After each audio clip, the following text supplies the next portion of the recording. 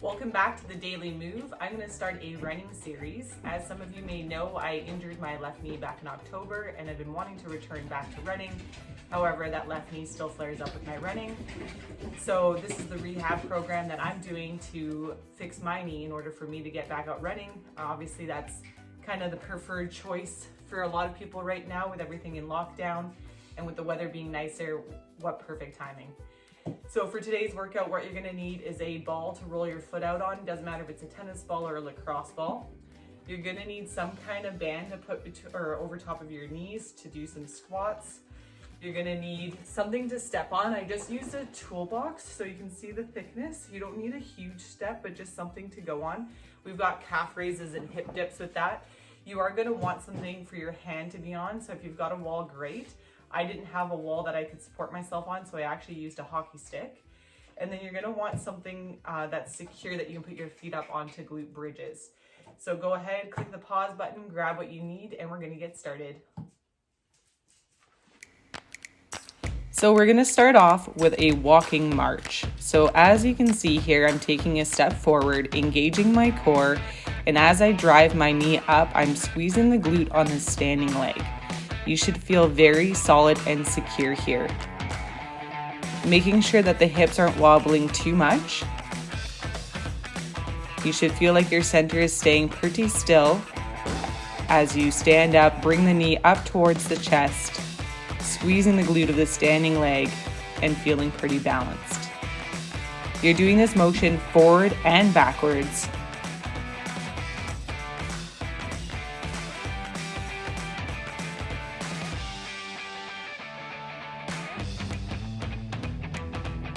Being mindful, you can place your hands onto your hips because your hips shouldn't be rocking as you're doing this motion.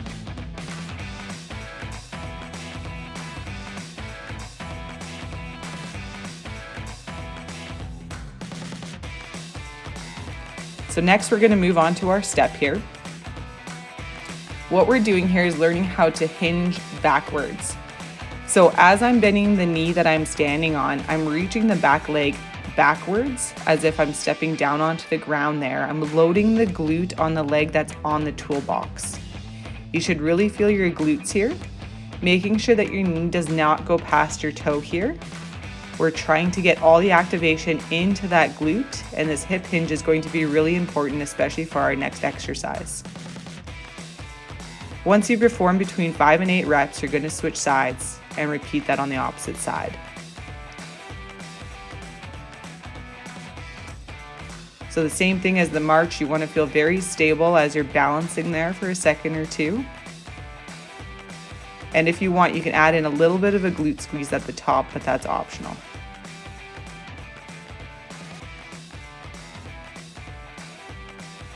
So once you finish your 5 to 8 reps per side, you're going to want to grab your glute band for the next thing. So you're placing the glute band and you want to make sure it's above the knee joint. That's very important. We don't want to stress out the knee.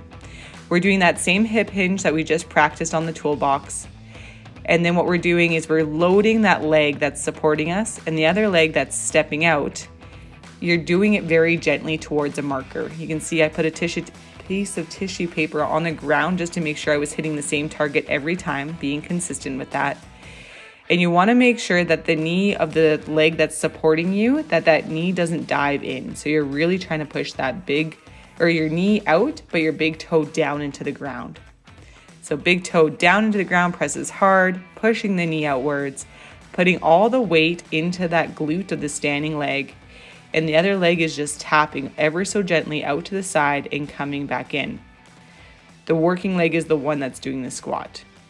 You want to perform between 5 to 8 reps per side. Of course, if you're losing good form, I want you to stop. Keeping that glute band on, you're going to move on to that steady surface that you have that you're going to put your heels onto. We're going to create a glute bridge here. With the glute bridge here, when you're down at the bottom, make sure that you have a flat back. And as you're pressing up, your whole body is a full plank as you go upwards. Now you can see I started with my arms down on the ground. That's going to be the easiest because you can have your arms for support. If you want to make it more challenging, you can try crossing your arms over your chest, which creates a little less stability. And for added challenge, you can have your hands up straight up towards the ceiling. We're doing 10 full reps here, making sure when you get to the top, you're really squeezing your glutes and pushing your knees into the band as you get there. Once you've performed 10 reps, we're going to do a 10-second isometric hold, where we're squeezing our glutes, keeping our hips up high, and just counting to 10, holding that position. Once you're done here, you're going to scoot away from that support. You're going to be side lying, and we're doing 10 clamshells here. So it's very important that you keep your hips stacked on top of each other. If you allow the hip to roll back, it's not going to be as effective. You should be feeling this in the glute of the top leg as you're pressing out.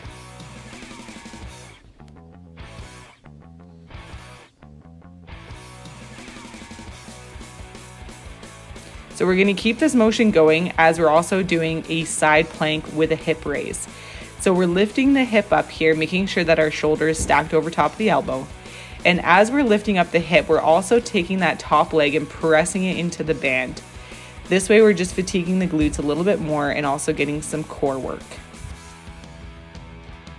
So you're doing 10 glute bridges, 10 clamshells and then 10 hip raises. Once you've finished doing 10, we're going to go into a side plank hold. Now you can keep your knees where they're at, or if you want to make this exercise more challenging, you could do a side plank from the toes.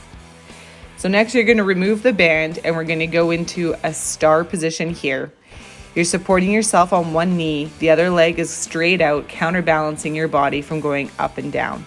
You want to make sure that your ribs are pinched towards your core, and what you're doing is taking your rib cage and you're pinching it towards the hip bone as you raise towards the ceiling, doing a light tap onto the ground. You're going to perform 10 of these before you put the arm down, and then you're going to do a side crunch where you're bringing the elbow towards the knee, working the abs on the side. You're going to perform this 10 times and then go back into that star again where you're reaching up towards the ceiling. You should be feeling this in the obliques, which is the side of the body.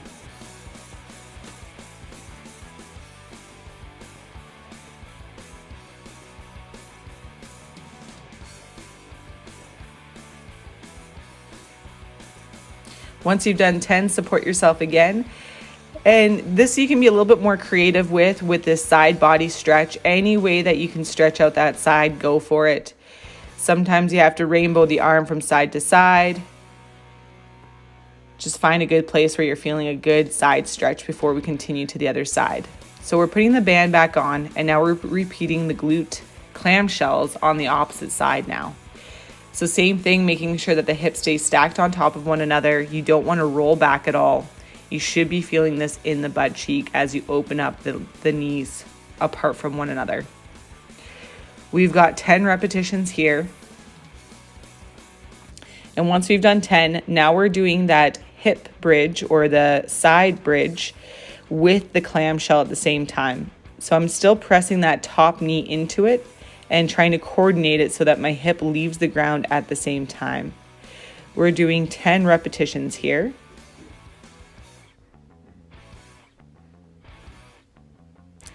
After you finish 10 repetitions, you're just going into a side plank hold. So you can stay there on the knees, or if you need more of a challenge, you can go up onto the toes. Holding here for 10 to 15 seconds, coming back down, taking off the band. And now we're going to go into those star pulses. So again, keeping the ribs down, you're contracting the abs, and you're using your obliques to take that top arm towards the ceiling. We've got 10 repetitions here before we bring that one arm down to the ground to support ourselves. And now we've got those star crunches where we're bringing the knee towards the elbow, crunching the side of the body. We've got 10 reps here. After those 10 reps, we're going back to those star pulses where we're reaching towards the ceiling. You really want to stick that leg out as a counterbalance. And try not to rest down on the ground when you come down. You're just barely touching it and coming straight back up. Again, we're going to finish off with a nice stretch here, moving your body any way you have to in order to feel that stretch. So next we're going to go back to the step. So here I have a hockey stick. You don't need a hockey stick, but I would recommend having something to support yourself. This is not a balance exercise. We're trying to get into those calves. So we have calf raises here, and I'm giving you two options. Option number one is just a double calf raise. Be very mindful that you're pressing into the big toe as you come up, because that's going to be an important key for running. As we run and propel ourselves forward, you have to push off your big toe in order for you to move forward. So it's very important that we get strong calf raises pushing through the big toe. If that's too easy for you, what we can do is an eccentric lowering. And what that means is that we're using both legs to get ourselves back up there, transferring our weight onto one side, slowly lowering down. Again, trying to keep more pressure into the big toe than the rest of the foot here. And this is surprisingly difficult.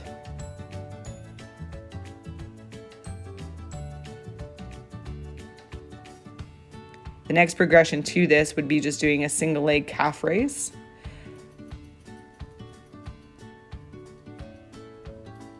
So you're either performing 10 to 12 double calf raises or trying to do 8 of these eccentric lowering per side. So again, you can use the wall for balance on this one here. What we're doing here is we're just balancing.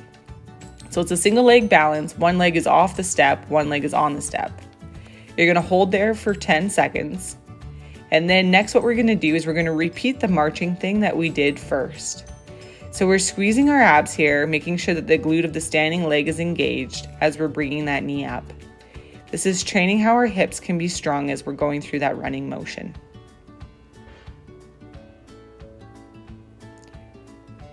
You've got 10 knee lifts here.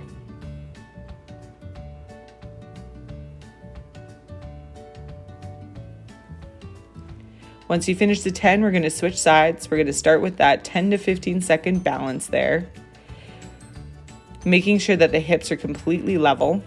You can use your hands to measure and gauge that. And then we're going to go into that single leg march. So as we pull that knee up into our chest, we're making sure that we're staying very stable on the other leg, squeezing that glute, and making sure that the core is always engaged here.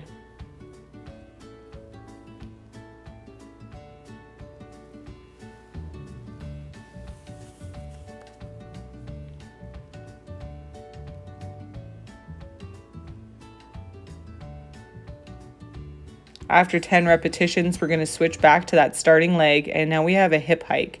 So you can see both knees are straight here. What we're moving is the hip towards the rib cage. So pretty much the opposite of what we were doing in those star planks.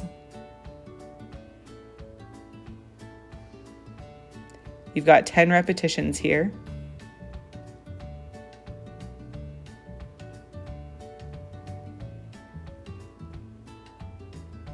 And now you're going to repeat that on that opposite side. So you're trying to pick up that hip bone and then drop it down.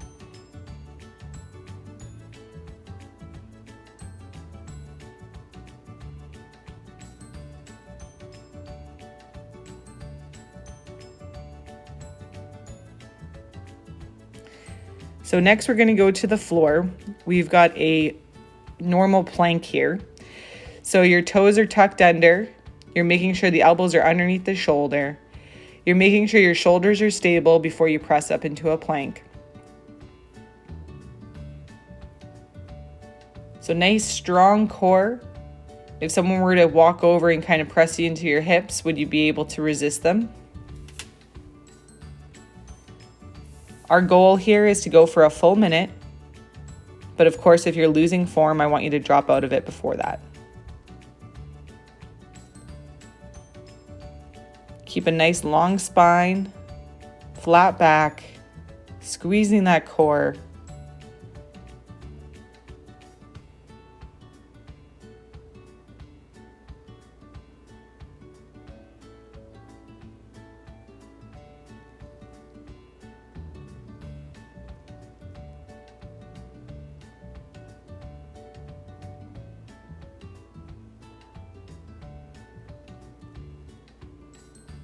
Once you hit a minute, you can slowly drop to your knees, pull into a little bit of a child's pose.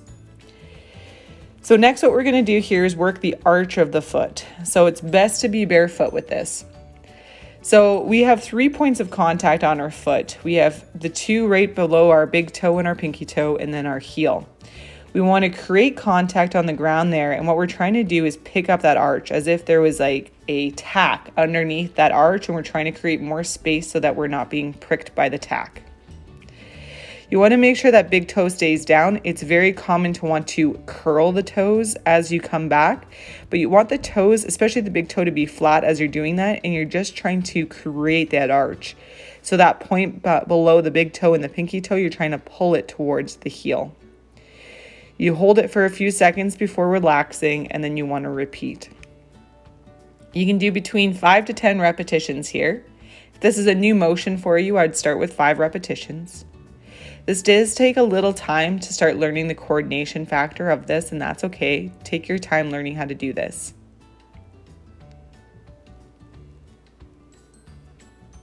So next, what you want to do is you want to perform 5 to 6 mini squats here, keeping that arch. So what I've done here is I've created that arch between both of my arches of the feet, and I'm holding that as I go into a little bit of a squat.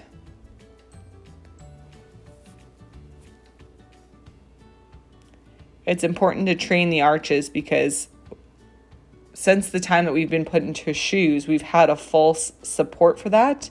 And sometimes we haven't created the muscle underneath that arch. That's so important for our running. So next we're working on the toes here.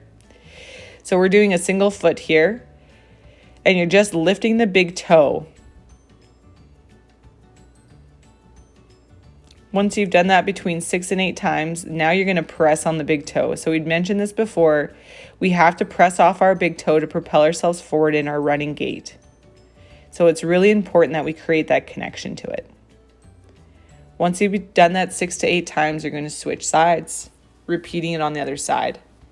Lifting the big toe between 6 and 8 times, and then pressing on that big toe.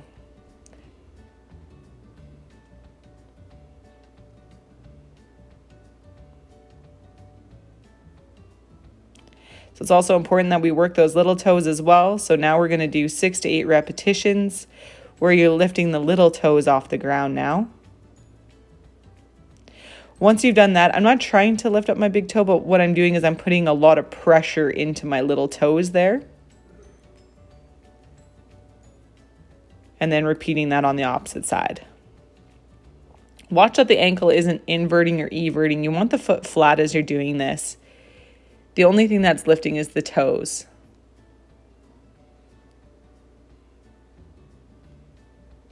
So once you've done those 6 to 8 raises, then you're putting the pressure into the toes. So next what we have is an A skip. And so this is very common drill for runners. It's kind of like that march that we did in the beginning of this, but we're doing it with a little bit more of a skip.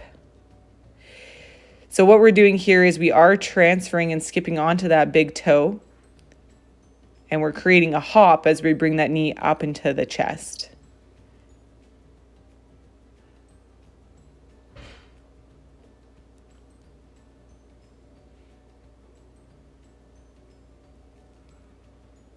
Remember everything before, tight core, squeezing that glute of the standing leg as you drive that knee up towards your chest. You want to aim for your leg to land just underneath your hip when you're doing this. This is going to be important for running.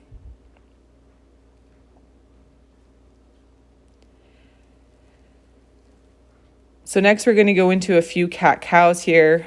5 slow cat-cows, just working that flexion extension. What's really important for runners is how much we can actually expand our rib cage, because that's where our lungs are. And if we can provide more oxygen to our muscles, it's going to be a lot more efficient for our running. So as you're doing here, make sure that you're taking nice deep breaths, filling out the rib cage, and then also stretching out the muscles between the rib cage as you're creating these cat-cows.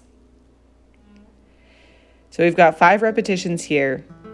So we've got two variations here. You can stay seated on your heels, or you can lift up as you're creating this spin. It's a little bit of a trunk rotation here. Again, super important for our running. As we run forward, we're actually creating a rotation in our body, and that rotation is going to help us propel ourselves forward. So this is just opening that up. Same thing, keeping that nice deep breath going here, filling up those lungs, and then also getting that stretch with that mobility. We've got 5 per side, 10 in total. So now what we're doing is we're actually doing a glute stretch here. So you're back into all fours. And what you're doing is you're driving the knee that you're leaning towards. So because I'm leaning left here, my knee is going down into the ground and I'm pushing my hip bone away, feeling a stretch into the glute. Now I feel a deeper stretch if I were to take that left foot and cross it over my right ankle. I just feel like I get a deeper sensation, but play around with it. It's going to be different for every person. Another option you can do too is move your knees closer together so that you create a bigger angle as you push out to the side. So hanging out between 20 to 30 seconds on either side, feeling a good stretch.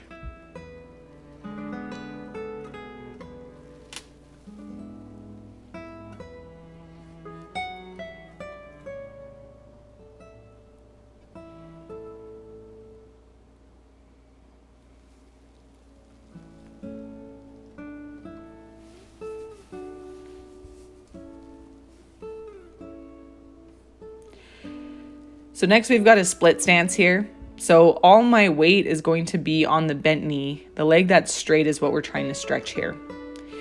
So we're stretching out the adductor. And here I'm rocking forward and backwards just so that I can get into a deeper stretch. So you can find a spot and stay there. Or you can do what I'm doing where I'm kind of rocking back and forth. Once you've done that a couple times, then we're going to bring the toe towards the ceiling and you're going to reach your arm towards your toe, creating a hamstring stretch.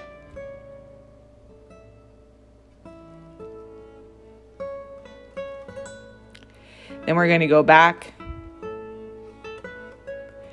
get that deep adductor stretch, and now what we're doing is a trunk rotation towards the bent knee. You should notice a deeper stretch into the adductor when you do this.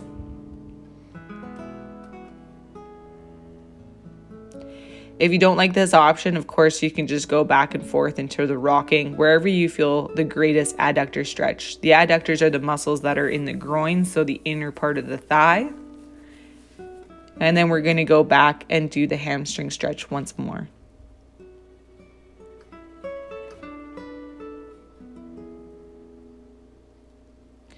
Once you're feeling good there, we're going to switch sides. It's the same thing. All my weight is going to be in my bent knee there.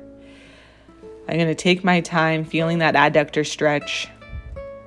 Again, you can move in any way that you feel stretches that appropriately for you.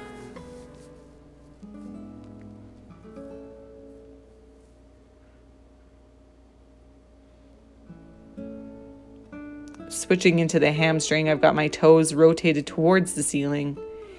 And then I'm just shifting my body towards that toe, feeling a nice stretch into the hamstring. So now you're going to go back into that adductor stretch. Again, you can just stay here rocking back and forth, or you can create that rotation.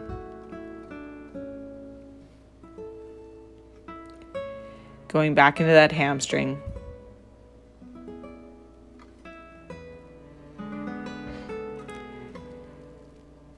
Now on this side here, I realized that my adductor was a little bit tighter compared to the other side, so I'm just spending a little bit more time here, making sure that adductor feels nice and loose.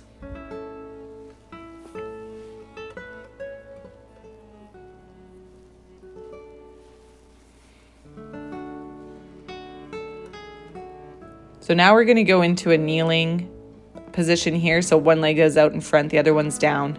You want to really tuck your pelvis under so that you can feel your hip flexor. So what I'm doing here is the leg that's in front, I'm pulling myself forward, pushing the heel into the ground to pull myself forward, feeling that stretch into the hip flexor. To come out of it, I'm driving the back leg, so the knee into the ground to stand back up, wiggling back and forth. So now you want to go into a deeper hip flexor stretch here. I find if I straighten my knee and bring it back down, I get a deeper stretch, but play around with that. You can see I'm kind of wiggling around just to get different positions of tightness there.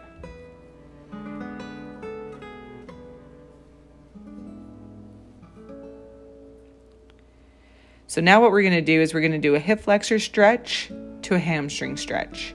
So I'm taking that opposite arm, making a rainbow over top of my head, and then as I lean towards my straight leg, I'm taking the same side and reaching to the inside of my leg.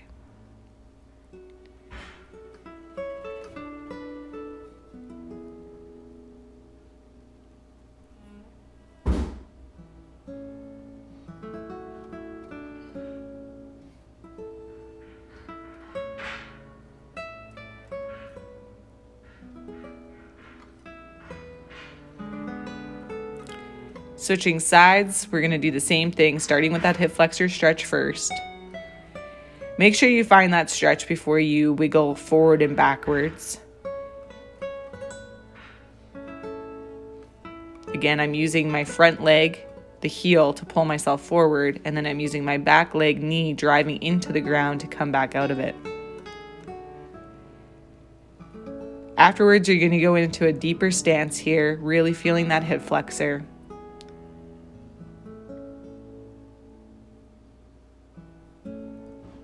And if you lose that stretch, sometimes I have to come out of that stretch, reset my pelvis, and come back down in order to feel it.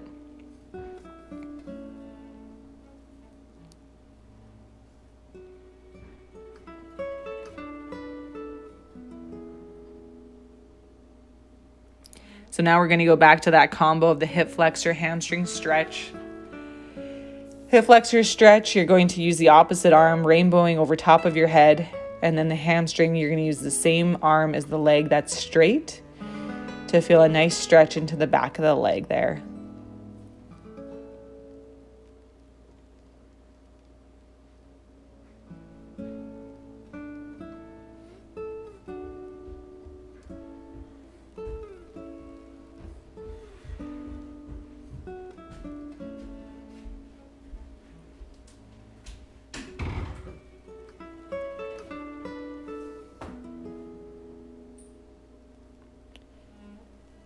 So once you're happy with that, take off your shoes again. We're going to roll with the ball. So you've got the ball here and you're going to roll it in that arch that we were working earlier. Be gentle with yourself with this motion. You can create damage on the bottom of the foot there by going too hard with this.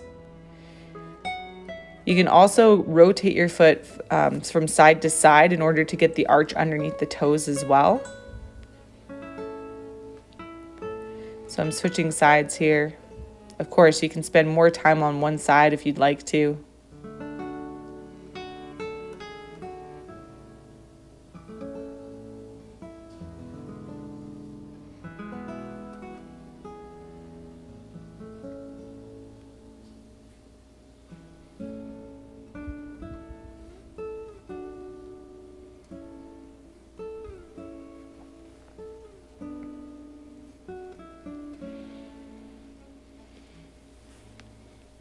All right, once you've got that done, put your socks back on. This is a great time to go for a run. Everything is activated.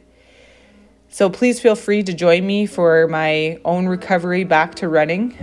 Even if you're not in pain, these are great exercises to do to keep your running, especially as you're increasing your volume. Let me know what your thoughts are. Let me know if you enjoy this kind of style. And happy running.